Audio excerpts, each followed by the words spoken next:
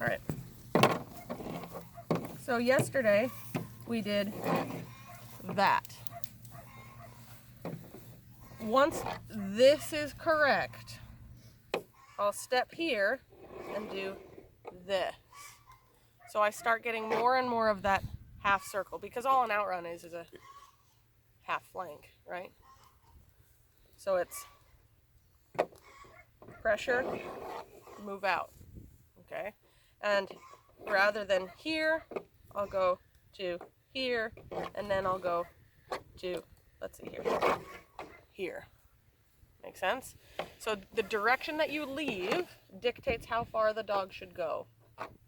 Because of the way the sheep are facing. Because of where balance is. The direction that you leave dictates where the dog will end up. Okay. Here, or let's see here. Have to think about this. Here, or if I want that full half turn, here, right? Follow my dog in just a little bit and get them to go. Make sense? Yeah. So yesterday, what a number of people were doing was, we're going to do it, whatever. They were coming in here and then following the dog around. And then the dogs want to come in tight because they don't quite have that end piece. So they would stay out as long as you put pressure on. But then as soon as the pressure stops, in they come. Which is why I want to just get that quarter turn so that they go, oh, I don't actually have to impact the sheep moving around. And of course, right now we're just saying you can stay on the bubble. But with an outrun, you're off the bubble, and therefore they should keep that distance, roughly, right? I'm not going to kick them out here, but I am going to ask them to go, right? Now, little nuances that a number of you need to know. If you have a wide running dog, so if you have a dog that just wants to blow out and leave, you set the dog up just in front of you, okay? Because, and I can even walk up to the post and have them walking up to the sheep. So I will give a walk up if I know my dog is going to blow out. Stop her just in front of me, then ask for my flank. All right? Because then I'm going to get this rather than this. All right? If I have a tight dog, I can be here. Who knows how far away from you the dog has to be? Crook's length. Technically, no. About 6 feet. Yep. And so I can set my dog up, put pressure on so that I get that turn out, and then I step over here, away. I have to do that with Pele because she wants to be tight, and so I set her up here, I step here, and then I get this. Now they can take points off for setting the dog up in front, because I think that happened to me. They're not supposed to, but they... Not here. Okay. But here. Okay, as long as it's to the side. As long as it's to the side. Okay. Technically in front, this is a crossover. Okay. Because the crossover is from the handler to the sheep. So if at any point the dog crosses this line, it's a crossover, which means if you set your dog here, they're already crossed. Okay. Is that also in the back of the handler or post as well? Technically no, but some judges will take off for okay. that. Yeah, because it looks like a slingshot. Yeah. And that doesn't help you. That does. Okay. So when you were setting up your dog that wants to run tight and you moved away, what's the benefit of, how you set him up rather and then moving 6 feet away rather than staying, say, 3 feet away? Why is that? Because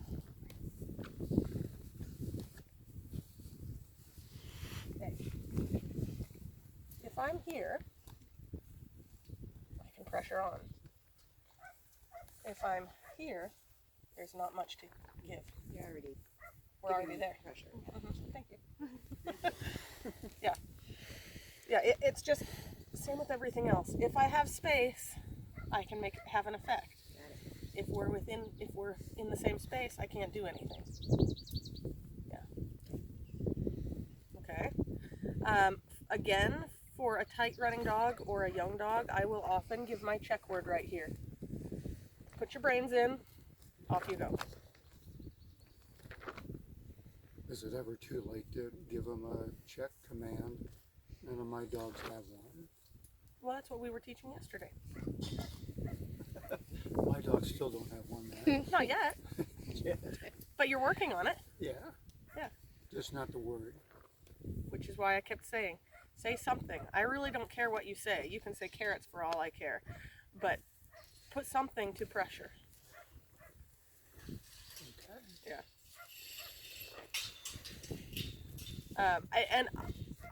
I pick something that comes out easily, that can be quick.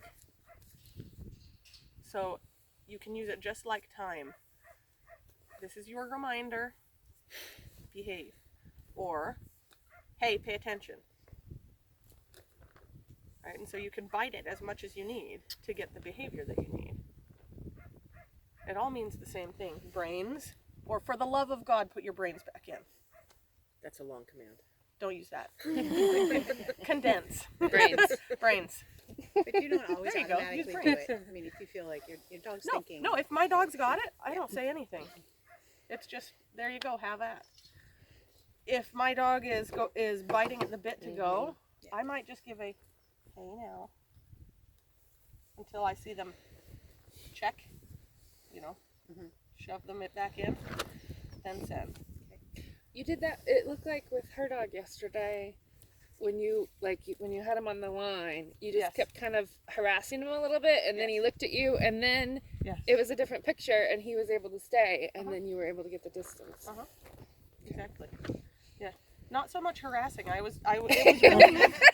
was really just, I'm here. Think about this. Okay. Hello. Yeah. Hello. Yeah, because Right? he was like, totally, you're not here. Yeah. There's Mhm. sheep Okay. over there. Yep. And then all of a Exactly. sudden he's like, Yes. Exactly.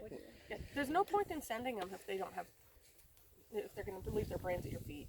There's no point. I guess early on, the way that I accomplished that sort of